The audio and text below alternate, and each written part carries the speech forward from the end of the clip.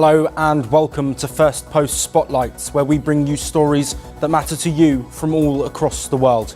From breaking news to the day's biggest controversies, we shed light on issues that shape our world. I am Joshua Barnes, live from the Firstpost studios. Let's begin with the top headlines. French Prime Minister Sébastien Lecornu resigns after President Emmanuel Macron's cabinet lineup meets fierce criticism, plunging the country further into political turmoil.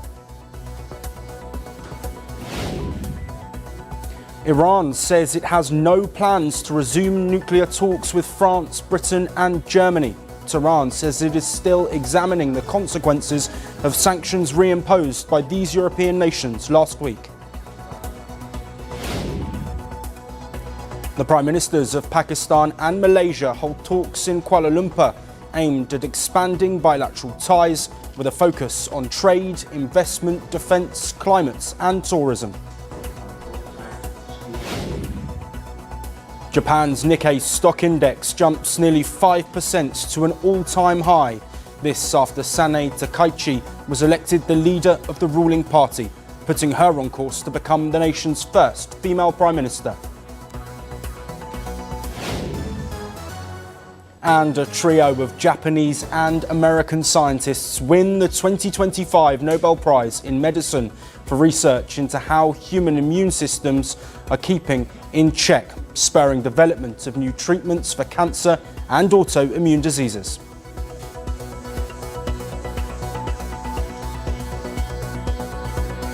We begin with the latest on the Gaza war. Delegations of Hamas, Israel and the United States are landing in Egypt for crucial talks aimed at ending the Israel-Gaza conflict. The meeting, set in the Red Sea resort town of Sharm el-Sheikh, almost coincides with the second anniversary of the October 7th Hamas attack 2 years ago that triggered this conflict. The formal negotiations are scheduled to begin later today. US President Donald Trump has been pushing hard for progress, urging negotiators to, in his words, move fast to secure a deal. The US president has warned that failure to reach an agreement would lead to massive bloodshed. The deal combines a ceasefire with a hostage prisoner exchange. Under the proposed roadmap, Hamas would free Israeli captives in Gaza in return for over 2,000 Palestinians held in Israeli jails. The proposal envisions a gradual Israeli withdrawal and disarmament of Hamas, though the group has described disarmament as a red line. Trump has dispatched both his special envoy Steve Witkoff and his son-in-law Jared Kushner to help finalise this agreement. We had some very good meetings. The countries of the world, a lot of the countries surrounding Israel, frankly, Muslim, Arab, and many others have had great meetings with Hamas, and it looks like it's working. So we'll wait for a little while, see how it all turns out. Well, Trump has claimed that the deal would spare the lives of remaining Hamas fighters in Gaza. The US president had warned that all hell will break loose on Hamas if they do not release hostages and reach an agreement to end the war. Now, even as Prime Minister Benjamin Netanyahu sent his negotiators to Egypt, Israeli strikes in Gaza to target Hamas continued. The Hamas-run Gaza Civil Defense Agency said the latest Israeli strikes in the last 24 hours have killed at least 20 people. The Hamas-run Gaza Health Ministry says that Israel's offensive has killed over 67,000 people in the enclave so far. US Secretary of State Marco Rubio urged Israel to halt its bombing ahead of the negotiations. Meanwhile, Egypt, the host of these talks, said that the negotiations are designed to create ground conditions for a simultaneous halt to hostilities and prisoner exchange. And while Trump's Gaza peace framework has drawn international backing, the US president's optimism has not been universally shared. Least of all by Israeli Prime Minister Benjamin Netanyahu. According to reports, Trump called the Israeli Prime Minister last week after Hamas signalled willingness to consider this deal. But Netanyahu reportedly dismissed the gesture, saying it doesn't mean anything. That prompted a sharp rebuke from Trump. The blunt exchange points to lingering friction between Trump and Netanyahu, even as their negotiators prepare for the most serious talks in months. As negotiators from Israel, the US and Hamas land in Egypt, the world watches to see if diplomacy will finally lead to the end of the Gaza war and the return of these Israeli hostages.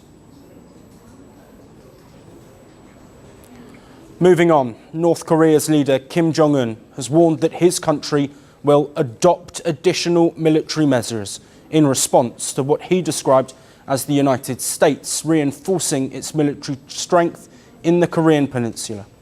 In a speech carried by state media, Kim said the US arms build-up in South Korea has heightened Pyongyang's concerns.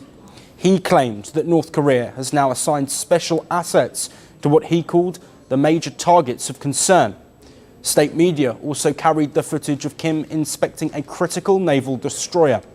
The inspection was part of a defence exhibition held ahead of the 80th founding anniversary of Kim Jong-un's Workers' Party of Korea.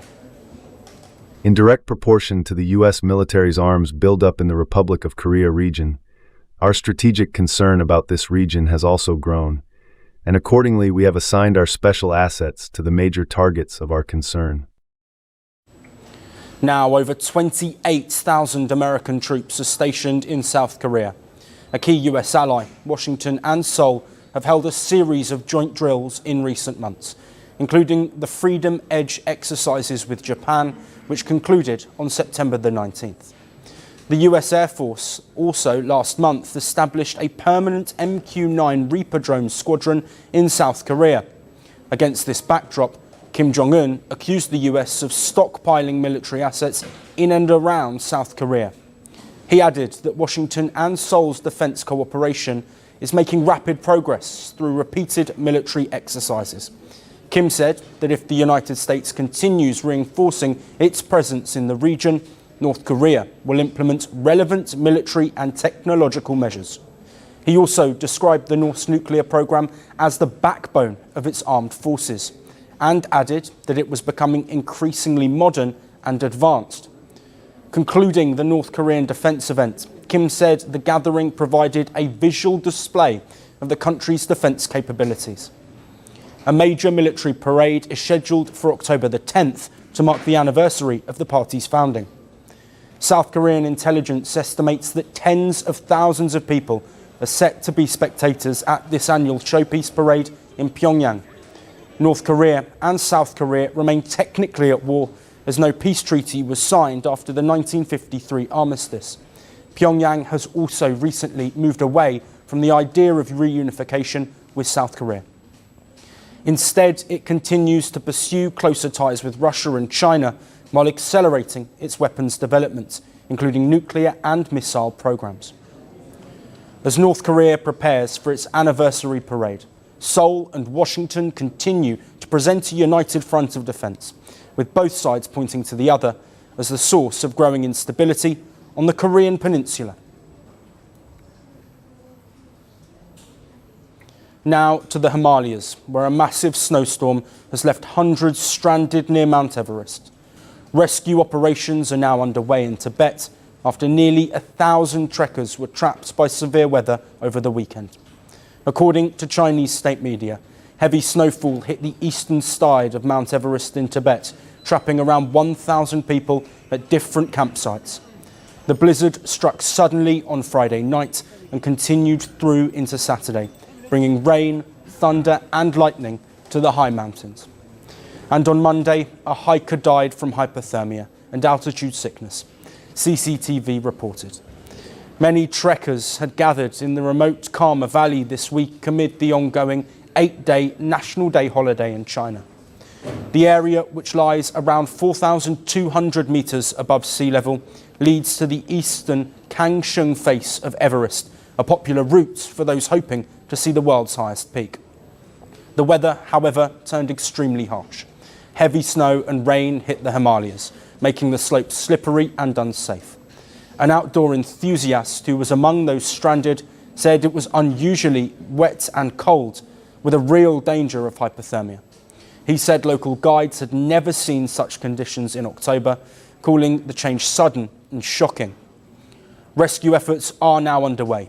Chinese state broadcaster CCTV says that as of Sunday, more than 350 people have been safely reached the small township of Kudang in the Tingri region of Tibet, while contact has been made with over 200 others still on the mountain. Hundreds of villagers and rescue teams are working to remove snow and reopen blocked paths. The valley remains hard to reach because of deep snow and poor visibility. Authorities have temporarily stopped ticket sales and entry to the Everest scenic area. It is still unclear whether all guides and support staff have been accounted for. There are also no reports yet on whether trekkers on the north face of Everest have been affected as well. The storm's impact has spread beyond Everest. To the south in Nepal, heavy rains have caused landslides and flash floods, killing at least 51 people and washing away roads and bridges since Friday. October is usually a popular trekking season in the Himalayas, with clear skies returning after the monsoon. But this year, the weather has taken a dangerous and unexpected turn. Mount Everest continues to attract thousands of adventure seekers every single year, but the mountain is also known for its dangers. Over the past few decades, more than 280 people have lost their lives, mostly due to avalanches, falls, or altitude sickness. The latest storm is a grim reminder of how quickly conditions can change on the world's highest peak. Indonesia has lifted a temporary suspension on TikTok's operating license after the company shared user data requested by the government. The move came after authorities blocked the Chinese-owned app, accusing it of not following rules related to online activity during recent deadly protests. On Friday, Indonesia's Ministry of Communication and Digital Affairs suspended TikTok's license, saying the company failed to meet its obligations as a private electronic system operator. Officials said TikTok had refused to provide full data on user activity, especially during violent demonstrations that took place between August the 25th and August the 30th. Those protests had erupted across the country against lawmakers' privileges and police brutality, leaving at least 10 people dead. The unrest forced TikTok to temporarily shut down its live streaming feature on August the 30th. This to prevent the spread of harmful content. The platform has now restored the service a few days later, once these tensions eased.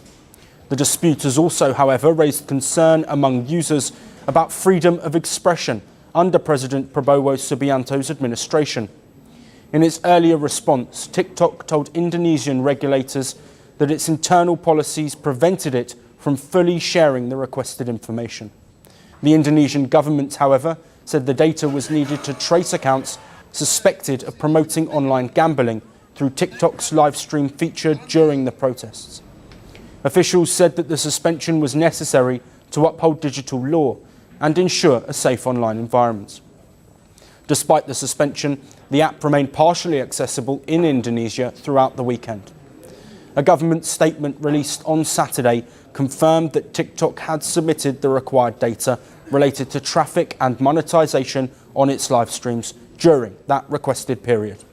Following this, the ministry ended the temporary suspension, and it reactivated TikTok's license as a registered electronic system provider. TikTok has submitted data related to traffic escalation and monetization activity of its live during the requested period, based on the fulfillment of its obligations. The government ended the temporary suspension and reactivated TikTok's license as a registered electronic system provider. Now, Indonesia is TikTok's second largest market after the United States, with more than 100 million users.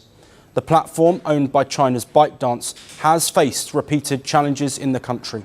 It was fined $900,000 earlier this week for not informing regulators in time about its merger with Tokopedia, the country's largest e-commerce platform. TikTok's troubles in Indonesia have been ongoing for years. It ranges from earlier restrictions on its shopping feature to data sharing disputes with the government. For Indonesia, this is a reminder. Big tech must play by the rules or face consequences. That is all we have on the show for today. We will see you again tomorrow at the same time, but until then, thank you for watching. From breaking news to the day's biggest controversies, shedding light on the world's top headlines. Detailed analysis on the stories that matter the most to you. Catch it all on Spotlight at 6 p.m. India time and 12:30 GMT, only on